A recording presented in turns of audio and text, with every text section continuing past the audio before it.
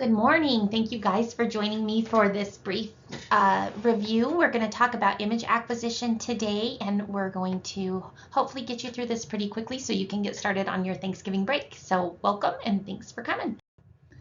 Today we're going to look at 4 prime exposure factors, including the mass, the KVP, and look at its relationship to X-ray beam intensity and energy. We're also going to look at the characteristics of the imaging systems that are going to affect the intensity and energy of our beam, and list 4 patient factors and how they can affect our imaging technique, as well as how we adjust our selection of these according to our patient and to the desired outcome. We're finally going to explain the 3 types of automatic exposure controls and look at how magnification can be utilized in radiology and how it should be avoided at times and then can be used to our benefit at times. Okay, so one of the first things that is going to affect the technique that we're using is going to be what type of generator we have in our high voltage area of our tube. So we know that the high voltage area is going to be providing that potential difference to our anode, and the more consistent that potential difference is, the more consistent the electrons are going to flow across, and therefore the more consistent our photon production is going to be. So when we have a high voltage ripple, we will see a lot of fluctuation as those electrons are going to be coming to the tube. So we would see times of forward movement to the anode, a stop, and then forward movement to the anode and stop, and so on. And because of that, photons would be only produced during these pulses of positivity going, or potential difference going to our anode. So that's going to be pretty inefficient. So our most efficient generation tubes are going to have very low voltage ripple. So if we put them in order from lowest to highest, I should go from lowest efficiency but highest ripple would be our single phase half rectified. Then we have our single phase full rectified. Then we have our 3-phase 6 poles, and then our 3-phase 12 poles. And then finally, our most efficient is going to be the high frequency generator, which is going to give us about a 1% voltage ripple and be very consistent. So when I'm operating on a system that has a higher voltage ripple, less efficiency, then I am going to have to use higher KVP and mass settings. Okay, so as I get a more efficient generator, then I would have to reduce my technique to accomplish the same sort of density or intensity at the image receptor. Okay, now most commonly now we're going to have high frequency generation. They're small, they're less expensive, and they're most efficient. The only issue with these is they cannot produce enough photons in certain settings, such as in an interventional radiology suite. In those cases, they would go back to the 3-phase 12 poles. Okay. Now, automatic exposure techniques, or AEC, we talked about this before in class, and so this is when we're going to be filling our cups. So in AEC exposures, just to remind you that we're going to select the bucky, we're going to select which cell that we want to utilize, we're going to select our KVP appropriate for the thickness of the part, and then we're going to set up either a backup time or a backup mass. So we're not setting a mass on this, we're setting something that's about 150% of what we expect it to need. So with AEC, then we would expose, the cells would fill up to a certain level of intensity, and once that intensity was reached, it would trigger the timer to stop the exposure. So that's when we're filling our cup. Now with this is really great to accommodate for slight patient differences in technique, where we wouldn't have to, commit to a specific technique, but we could let our imaging system look for the correct amount of exposure and select basically our mass on top for us based on when the cup gets full. So the issue with this, however, is when we don't position accurately, we don't select the correct cells. So with our automatic exposure technique, the idea is that we're going to get very consistent image intensities over a wide range of patients and keep our exposures to a minimum. However, this can be, like I said, an error, a site for major errors if we, for some reason, let's say put a shoulder over the bucky and select the wrong cell. Then that's going to expose this cell more quickly because it is not covered by any body part, therefore it's not going to have any attenuation. So it's going to fill up quickly and it's going to trigger the exposure to stop way too soon, and I will have an underexposed image. So in order to avoid that, we first need to make sure that we have selected the correct cell. The other thing that we need to do, let's say we did select the correct cell, but in this case we put the patient's armpit over the cell rather than the bones of their shoulder. Now that armpit, or that soft tissue in their underarm, is going to attenuate much less than the bone would, and therefore it's going to fill up too soon. And again, we're going to be underexposed. So it's really essential that we have the area of interest, or the content of interest, for, in this case, the shoulder bone, which would be like the scapular, the humerus, fully covering the selected cell. We have to make sure we selected the correct cell, and then we had to set our KVP appropriately. We also want to make sure that that mass, or that backup mass or backup time, is set at 150% of what we expect it to be. That should mean that it has plenty of photons reaching that image receptor before it turns off, but that if we made an error, that patient is not going to get exposed for a long period of time before it triggers the shutoff. So those are going to be very important components in using the AEC. The third consideration of the AEC is that if we have a patient with a prosthesis, let's say this patient has a prosthetic or an implant for their humerus.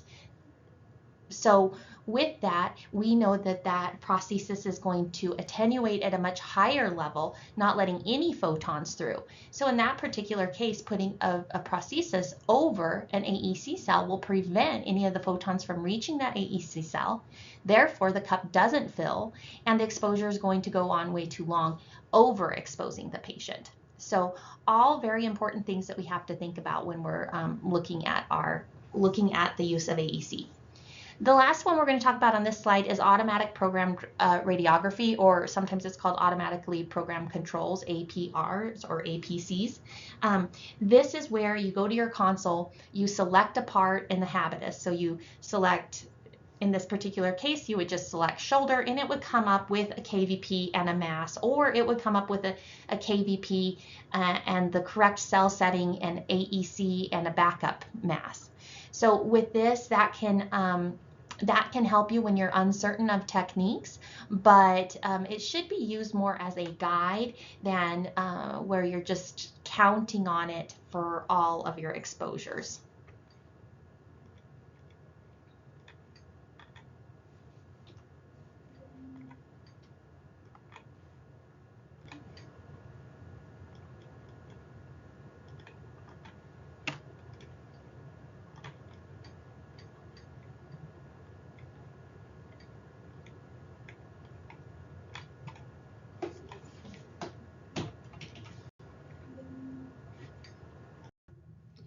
Another thing that is going to affect your technique is magnification radiography. So most of the time we want to use our geometrics, like our triangle that originates from that focal spot, and we're going to want to minimize magnification with our geometrics to ensure that we are getting the most accurate information possible.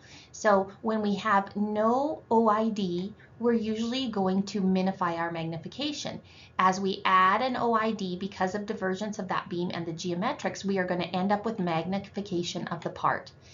Now, typically, we try not to use this because, again, it affects our spatial resolution. But in certain circumstances, such as in mammography, when they've perhaps found something suspicious and they want to look at it in a larger view, then they could require a change in magnification, or ask for magnification views of a mass. And also in interventional radiography, where they're working with perhaps very small vessels and different things, they might want it magnified so that they can see the area a little bit better. Now, most of the time, we know that this is going to decrease our spatial resolution, but sometimes it can enhance the visualization of small objects, just magnifying it up. This is completed by changing our OID and our SID. So it's going to be affected by our geometrics. So if I create a smaller SID, so here, let's say my SID is about 40. Let's say I move it up to 20. You will see that if I do use a 20-inch SID, that beam is going to be much more divergent with that smaller SID, and that's going to cause greater greater magnification. This is what they typically do to get magnification views in mammography. The other, like I mentioned, was to increase that OID. That OID being increased allows for greater divergence of the beam between the patient and the image receptor, allowing it to diverge and create a larger image than what actually exists within the patient. So again, this is going to be tightly related with spatial resolution, where magnification is going to be inversely related to resolution. So mag factor, as my mag factor gets better, my resolution gets worse, and so that's an inverse relationship. Now I can go in and I can calculate how something might be magnified, and this is going to be an equation that you just need to know. So my mag factor is SID over SOD, or SID over SOD. So my SID is my source to image distance. My SOD is my source to object distance. So if I take that SID over SOD, let's say that I have a 40-inch SID, and I have a 20-inch SOD. When I divide my SID by my SOD, I get a mag factor of 2, meaning that it's magnified by 2 times. It's about twice the size it originally was. Okay, so make sure that you're memorizing this equation. Draw this out for yourself to make sure that you feel like you're understanding where your SID is, where your SOD is, and how that is going to affect the magnification and therefore the spatial resolution of your part. So patient factors, obviously we've talked about this quite a bit in that we talked about it as subject factors. Subject factors are going to have a significant impact on your dose. If you're imaging an abdomen of a patient that weighs 100 pounds versus a patient that weighs 400 pounds, you know that you're going to have that increase in technical factors. We also know that for every 1 inch of tissue, we lose about half of our beams. So we would have to double our mass for each inch of additional tissue. So the other things, however, is not just the sheer size of the body, but it can be what the body components or what the subject contrast is. So a patient that has a very muscular body, they're going to attenuate more than somebody that has a more higher fat content.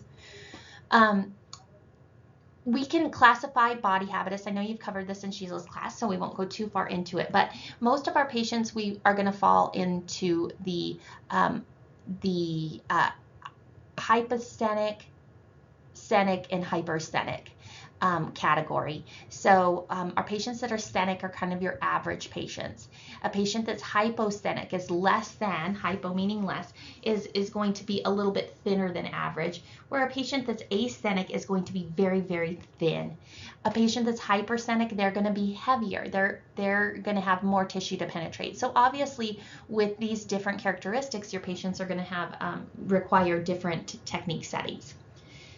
The part thickness too, like I mentioned before, we know that every additional inch of tissue that we add, that we nearly need to double our mass. So if we have a good average, say, abdominal technique selected for somebody that's, say, 16 centimeters thick, and then we have a patient that comes in that is much larger, we need to look at them and assess, okay, how many additional centimeters or inches do I think this patient has? And we know that we need to do a double of mass for every additional inch. We also know that, again, that fat, muscle, bone, lung, they're all going to attenuate differently. So if we're imaging the chest, we're looking at lung. It's going to attenuate lower. We need a lower mass. We also know that we want a longer grayscale, so we use a higher KVP. Now, bone, on the other hand, we might want to see that high contrast trabecular pattern. So maybe we're going to lower our KVP to get a shorter grayscale, but it's going to be more difficult or it's going to be higher attenuating than, say, our lung. So we're going to need to up our mass there. The other thing that we have to consider is pathology. So something that is radiolucent, like we talked about before, that would mean it's kind of like translucent. So a translucent window, the light will come right through. A radiolucent part of a patient, the photons will go right through. A radio-opaque part of the patient is going to stop those photons. So depending on whether the pathology is additive or subtractive, additive would indicate that the part is radio-opaque. Subtractive would mean that the part is more radiolucent. So for additive pathologies, I'm going to have to increase my technique to try to get penetration through that additional radio opacity. For subtracted pathologies, I might have to decrease my technique so that I don't burn out or overexpose through because of the low attenuation of that subject. So an example of an additive pathology would be something like ascites, where you have free fluid in your abdomen. That ascites is going to attenuate, or that fluid is going to attenuate at a higher rate than the typical soft tissue and fat. Okay. Another example of an additive pathology would be perhaps certain types of there's something called osteopetrosis, where your bone creates these very thickened patches of bone. That would be additive because it increases the radio opacity of the bone. Therefore, you'd have to increase your technique in order to get adequate penetration. Now, something that could be subtractive, a really common one, would be osteoporosis, where there's a lot of decrease in bone density or bone mass. Because of that decrease in bone mass, the beam is going to penetrate through that patient much more easily. And so in that particular case, we may have to decrease our technique. So we're going to go over pathologies more over time and kind of give suggestions as to what is going to be additive, what is going to be subtractive, and then how to kind of accommodate for those things. Image quality factor that we're going to talk about now is going to be, one of them is going to be image detail. And image detail is just basically another word for spatial resolution. So the better my detail, sometimes you'll hear this called recorded detail, sometimes image detail, sometimes spatial resolution. It's all basically the same thing. So the better your spatial resolution, the better the image detail.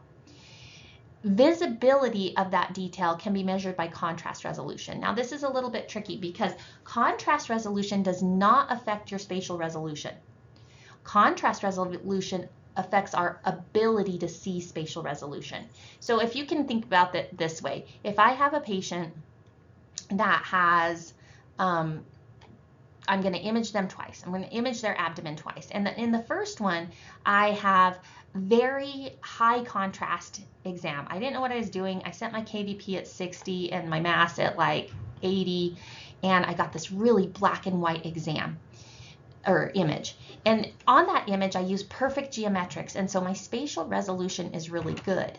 But I have a very short grayscale, so I cannot see the subtleties in the changes of attenuation.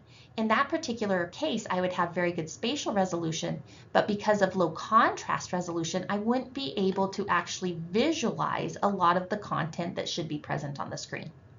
Now let's say that I go ahead and I adjust my technique and I go up to 80 at 20, which is a much more appropriate technique for an abdomen.